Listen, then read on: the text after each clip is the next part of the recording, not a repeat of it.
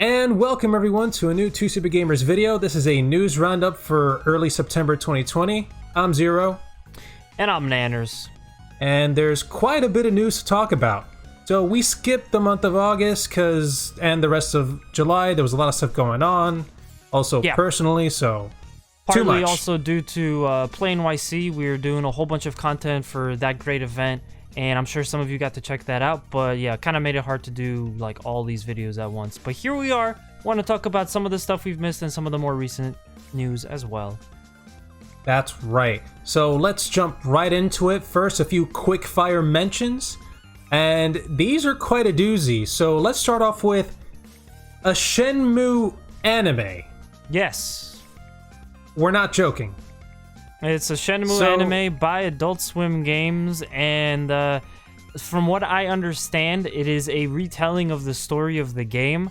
The animation style looks pretty cool.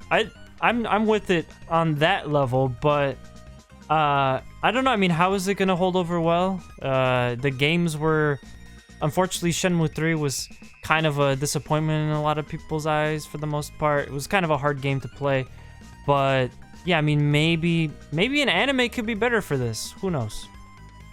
Yeah, it is a very story-heavy game, so it might serve a little bit better as an anime. You're right.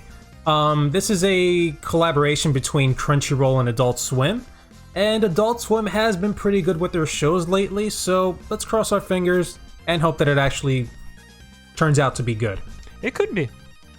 Yeah. All right, next up on our quickfire mentions, there's an indie game that caught Nanners' eye. It's called 12 Minutes. So Nanners, you want to mention it real quick? Yeah, I don't remember where they had revealed this game. It was actually a few months ago at like a previous kind of indie games showcase somewhere. But it's called 12 Minutes, and it's by Annapurna. That's the publisher. And basically, the whole story takes place within 12 minutes. And what your character does changes the outcomes of things. So you could do this, and it leads to these like branching paths. It's a neat idea for a game for the most part. I kind of thought I wasn't really going to be interested in it, but they just announced that they're putting a bunch of celebrity, like big name celebrity actors into this game for voiceover, including Willem Dafoe as like a narrator or something like that. And honestly, now it's back on my radar. I might even pick it up because the idea of Willem Dafoe voicing for a game like this sounds really. It sounds like it's right up my alley, and I'd be down with that. I don't mind checking it out either. That sounds like a good time. Hell yeah. All right, next up. Unsurprisingly, Madden 21 is hot garbage. You don't say. Yeah, I mean, a game that basically copies itself every year with one or two minor tweaks. I mean, come on, it was going to be trash one way or another. Metacritic scores for this thing are pretty low. So user score is at a 0.3. That's extremely low. People are hating this game. And the actual Metacritic score itself is at a 63. That's pretty freaking low as well for a big name so the user franchise score like Madden. Is 0.03 or 0.3? It's 0.3. It's 0.3. But like that critic score is somewhere around like 63 or something like that, right? Yeah, I think the excuse is basically, yeah, the game is serviceable, but we can't give it a better score because it's practically the same game. There's barely any differences, if any. A lot of NFL fans are begging NFL break their contract with EA because they're not doing much with the freaking game. With the franchise, there's basically no competition for NFL games. No. And a lot of fans are asking for the NFL to break their tie with EA so that way they can start getting better games, maybe get a different developer, different publisher.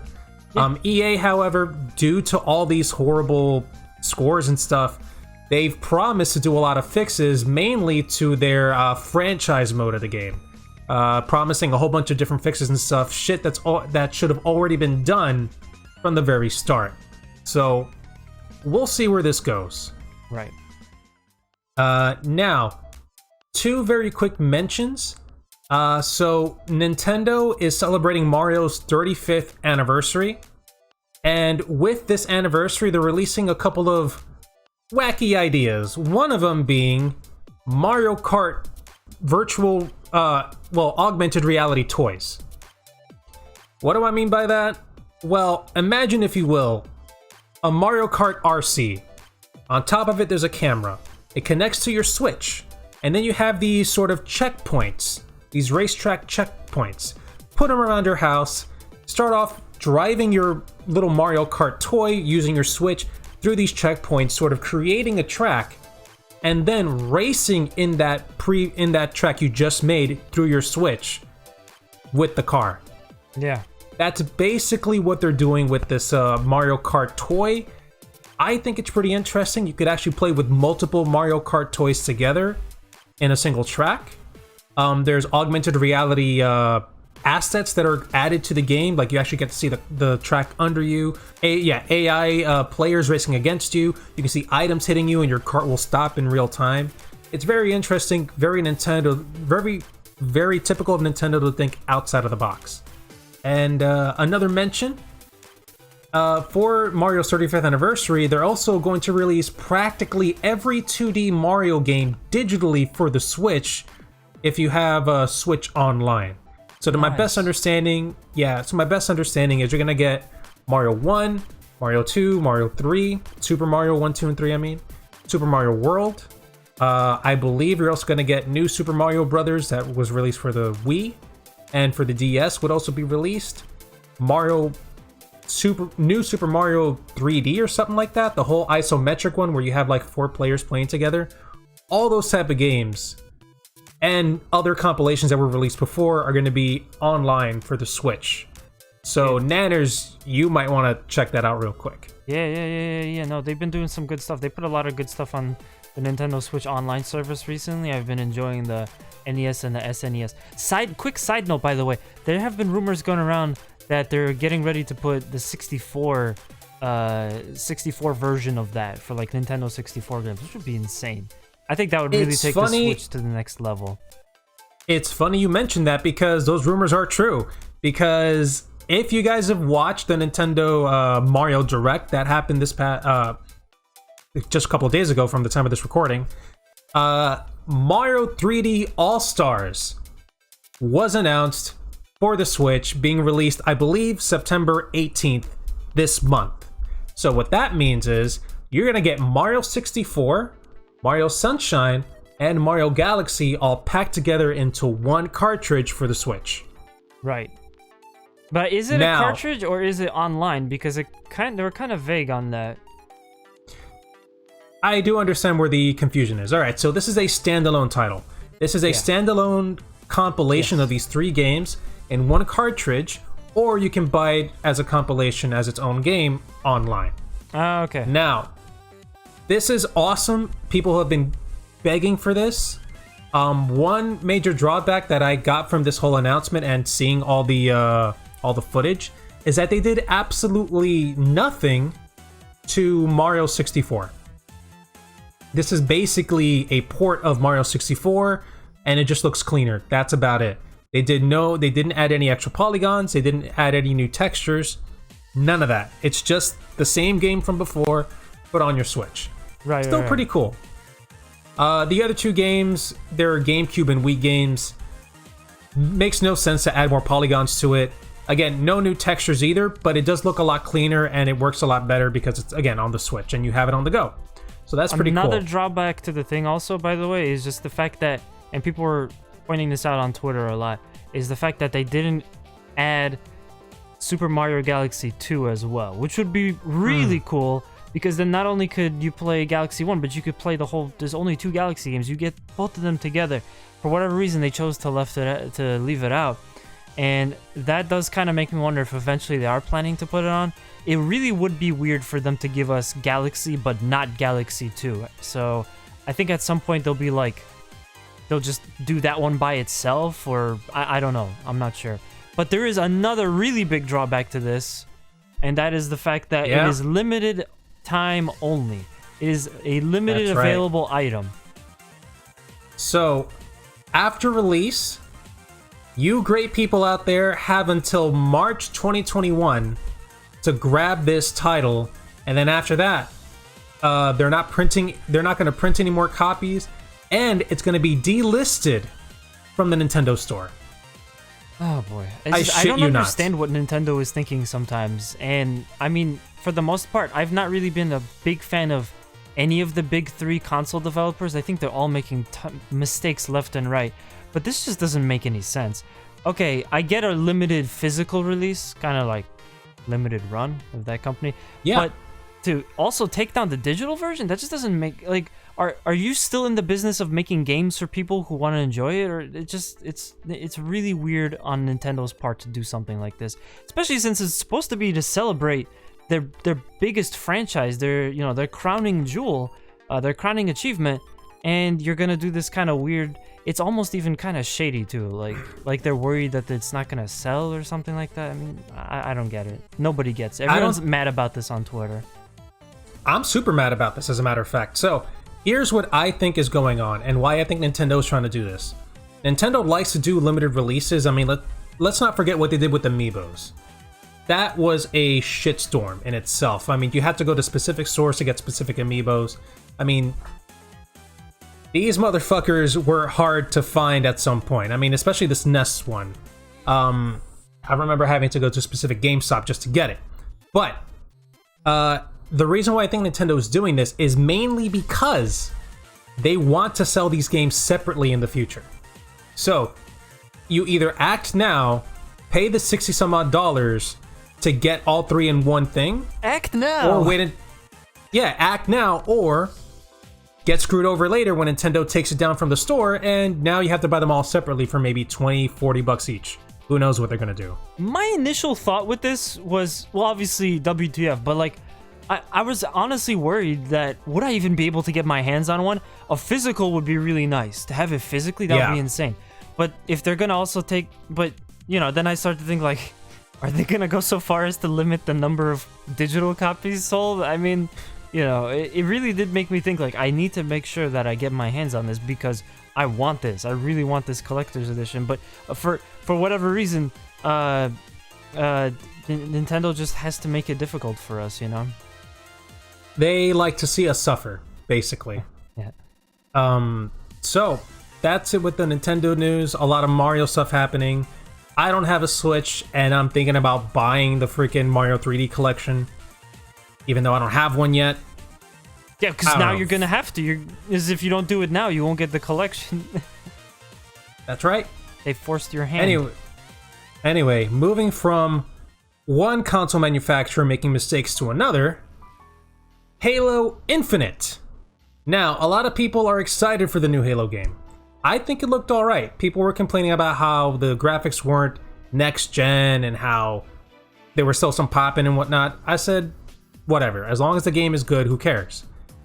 And now we find out that Halo Infinite is indeed delayed.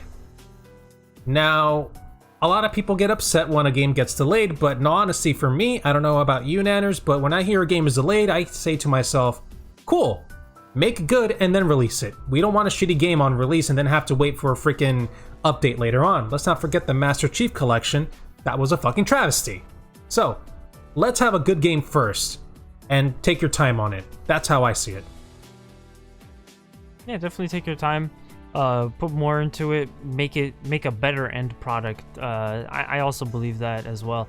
Now, granted, sometimes I get mad when the game is already out in Japan. I've been fucked over like this so many times, but if the game is already in Japan and they just are taking a long time to translate it and port it over here, it could be a challenge. I'm currently dealing with that with Yeast, but they actually recently announced it's coming out February 2021.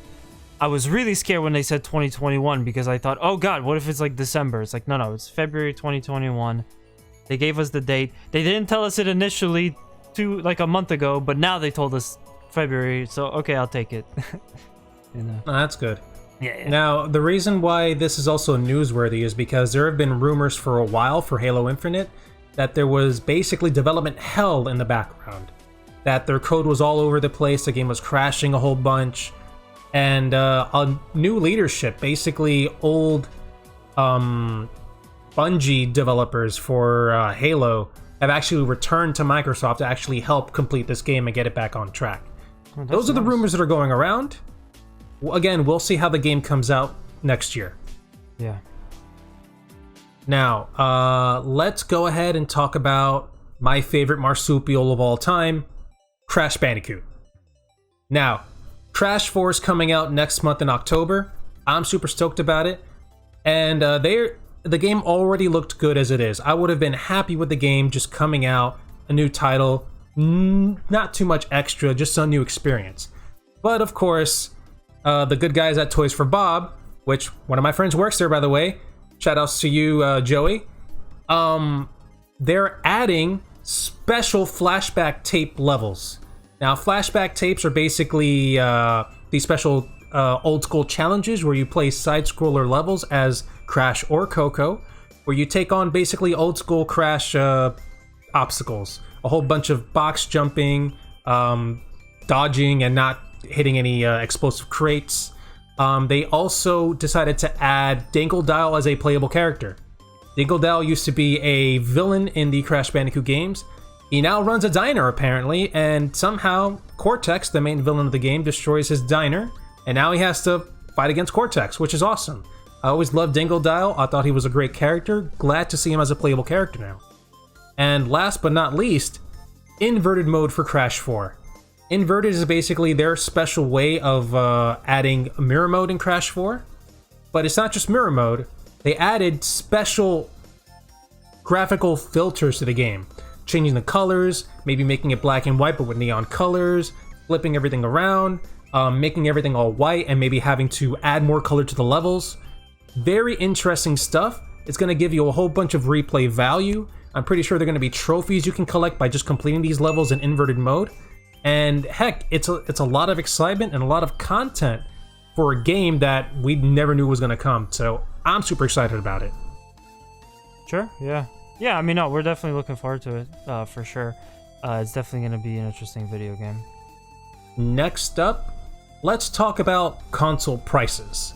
Yes. So, the Xbox Series X and Series S, I mean, the Series S is practically... we already know it's coming. It's basically the weaker next-gen Xbox. And the PS5. It is September, folks. We don't know the frickin' prices. Yeah. This is a problem. Because, especially due to the pandemic that we're living in right now, a lot of us have to budget our money. And we don't know what these things cost. A lot of people are getting frustrated. This is the first time in history, at least to my knowledge, that we've had to wait this long, if not longer, for a price reveal. Yeah. And there's actually a very good reason for this. And that is the fact that I saw this explained by my buddy Carlos on Twitter, but basically, like, whoever draws their hand first, the other one is going to be able to undercut them if they so choose to. So nobody really wants to make a move. It's basically, you know, they're both trying to hold out as long as physically possible on this one. But yeah, I mean, at some point, aren't they legally going to have to disclose it? If people are pre-ordering this thing, or if people are going to be lining up for it at stores or whatnot, I mean, retailers are going to have to list some kind of price. There's no way that they're going to be like, oh, hey, here's this product. We don't know how much it costs. Like, that would be kind of insane. Granted, it's, 2020. 2020 is insane. 2020 as a year has been insane just normally. But there have been rumors about the prices themselves. So the rumors are that the high-end PS5 and Xbox are going to be around $499, or maybe at the highest $599. And then the lower-end ones, supposedly $399 or $299. That's what I'm hearing, but again, nothing's been confirmed. And talking about pre-orders, we've all heard it, Sony is taking pre-orders as a lottery. Yeah. So get this shit. You have to put in your PSN name, or I believe your email, and then wait for the chance, not a guarantee, the chance to pre-order a PS5. Mm-hmm. Now, this is bringing up a lot of questions. A lot of people saying, are there going to be enough PS5s to go around? Why are they doing this? Where's the frickin' price? I believe this is, again, just another way to control how much they're going to be able to sell and control when they release the price. a wacky year. Yeah. So I don't know. I mean, it's we've never, like Zero said, we've never seen anything like this before, and it does kind of suck, and I think it will hurt the PS5 and the new Xbox a little bit as well, because the longer that they wait, the longer that people aren't aware, I think that's gonna push some consumers away and say, you know what, if I don't know how much I can budget it, budgeting is very important, especially this year. I'm just gonna pretend that I don't need this, and I'll go do something else with my money. So yeah, I think that the two parties that are obviously involved in a standoff they need to come together, and they need to have a treaty and say, listen, we're both gonna announce it at the exact same time, and just do it. And then whoever says the number, like whatever number you say, that's the number. That would actually be really funny, because then, you know, one of them would be like, oh, $3.99. Oh, fuck. You know, like, oh, we just ruined it.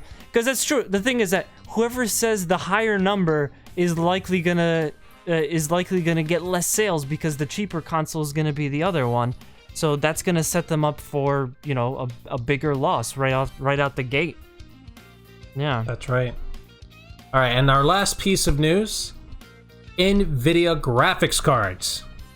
So, Nvidia just announced their 3000 series of graphics cards, and they're looking pretty freaking decent. Nanners, why don't you tell the viewers what you heard about these?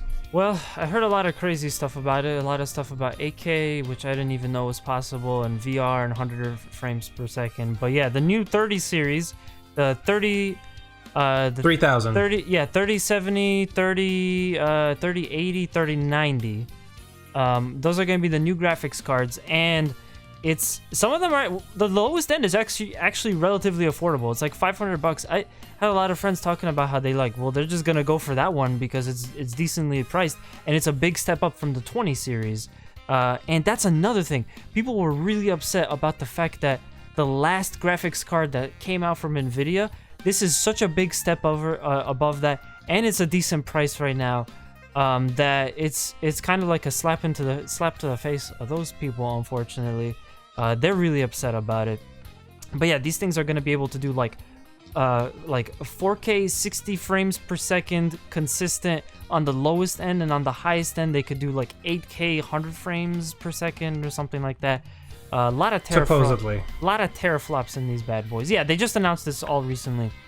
Yeah, let's get into a few specs in here. So the CUDA cores, going from highest end to lowest end, that's what they're calling their cores, are 10,496, middle range 8,704, and on the lowest end 5,888. Their boost clocks are going to go up to 1.7 gigahertz, and their RAM, going from the highest end to the lowest end, 24 gigabytes or GDDR6X RAM, and then middle 10 gigabytes, and then lowest end 8 gigabytes. And they also support HDMI 2.1. These are pretty good, and like Nanners mentioned earlier, I mean, it's $500 for the lowest end one, and in all honesty, that's about the price of a new console. Like the new consoles that are coming out in October? Yeah. In November, actually. And for a lot of people, you don't really need a whole new computer. You just get the graphics card and you swap the one that you currently have, and you might even be good to. Now, granted, you may have to get a new motherboard or something, like get parts around it, but I mean, yeah, it is going to be comparable to just buying one of the new consoles. I mean, effectively, look, if we're talking about computers like high-end gaming computers, it's going to blow consoles out the water anyway, so it's going to be more worth it to go for a PC if you want the highest level of gaming experience, for sure. Indeed. Well, that should wrap it up for us, guys. Thank you for watching. We hope you enjoyed this news roundup. If you like this video, make sure to like, comment, and subscribe. Nanners, you got anything else to tell them? Yeah, if we missed any kind of like announcements, let us know in the comments. We're always glad to talk to people about what you're excited about, and let us know what you want to see on the channel coming up. We'll have another video for you real soon. That's right. All right, so thanks for watching, everyone. Stay tuned for more awesome content. Bye, everyone.